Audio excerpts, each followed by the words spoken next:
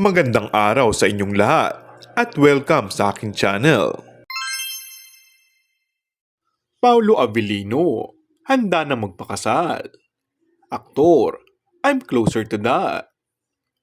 Handa na nga ba talagang lumagay sa tahimik ang kapamilya aktor na si Paulo Avellino kasama ang rumored girlfriend niya na si Kim Chu?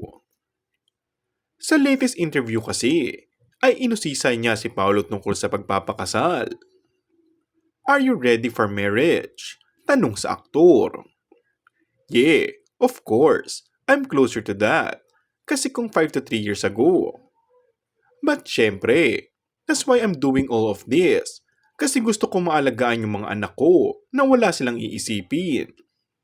Ba't di sila pwedeng maging spoiled kasi hindi madali ang buhay? Wika niya.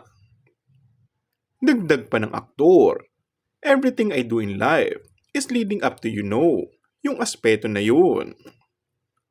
Samantala, kung babalikan naman ang sagot ni Kim sa isang panayam noong 2022, hinggil sa posibilidad na alukin siya ng kasal, handa rin daw siyang pumayag at iwanan ng showbiz para sa nobyo.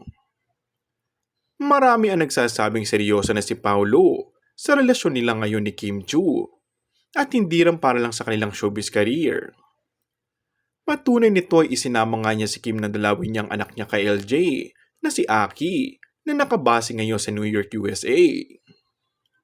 Well, at this point, sa buhay ni Paulo, mukhang desidido na nga siyang lumagay sa tahimik at magkaroon ng sariling pamilya.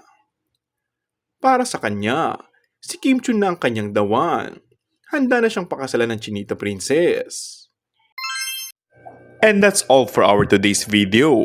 Kung bago ka lang sa aking channel ay mag-subscribe at pindutin na rin ang notification bell. Maraming salamat!